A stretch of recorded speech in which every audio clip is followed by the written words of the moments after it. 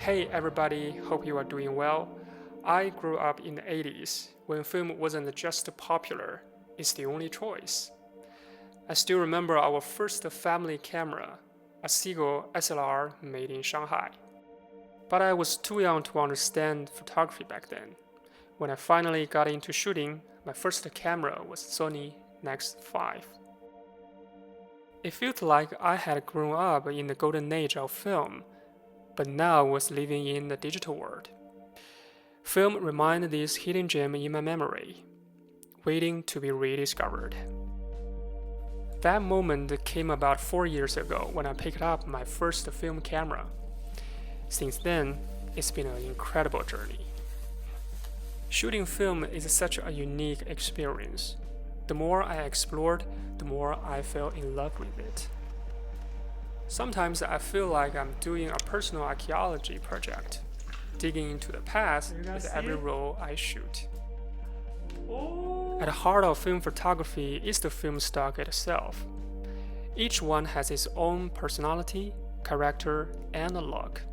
So today, I want to share with you the film stocks I've fallen in love with. Kodak Gold 200 is always good. I suggest shoot with it on a sunny day or at sunset. I think 35mm has a different vibe compared to 120 format. The 120 format seems has more dynamic range than 35mm. So I usually overexpose it by 1 to 1.5 stops or expose for the shadows. Ektar 100. It has very fine grain and high contrast. I've only shot it in 35mm format, and I found it easier to expose than any other film stock. This makes it great for point-and-shoot film cameras. It's not only good for landscapes, but also works surprisingly well for portraits. Portra 160. You can use it in bright sunlight without any issues. Usually, under bright sunlight, colors can get washed out, but Portra 160 handles it very well. It gives you that airy look, especially when shooting under harsh sunlight.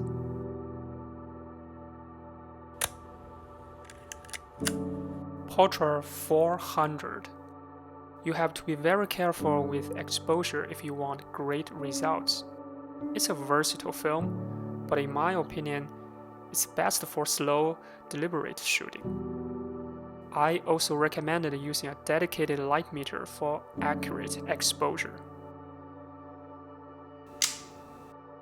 Portra 800. I think this is the king of skin tones. If you love taking portraits, this is the one to go for. The color rendering has a more classic feel.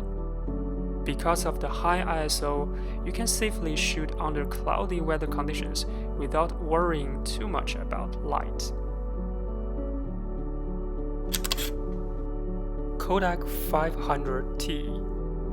It's a tungsten balanced motion picture film stock, but if you overexpose it by one stop, it has a unique feel when shooting in daylight.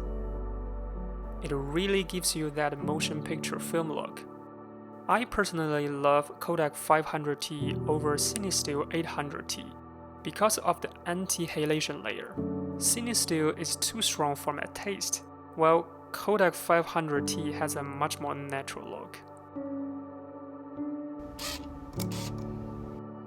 Ilford HP5 Plus. This is the only black and white film I've fallen in love with. I haven't shot much black and white yet, but I plan to in the future.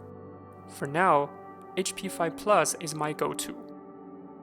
The contrast is just right, and I like being able to control it myself, whether through push and pull processing or post-production.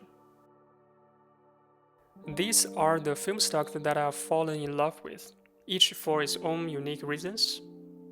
Every roll I shoot feels like a new experience. And the process of discovering what each film can do keeps me inspired. Film photography is more than just capturing an image. It's about experience, the imperfections, and the emotions tied in every frame. I'd love to hear from you. What is your favorite film stock? Let me know in the comments, alright? If you enjoyed this video, subscribe for more film photography content.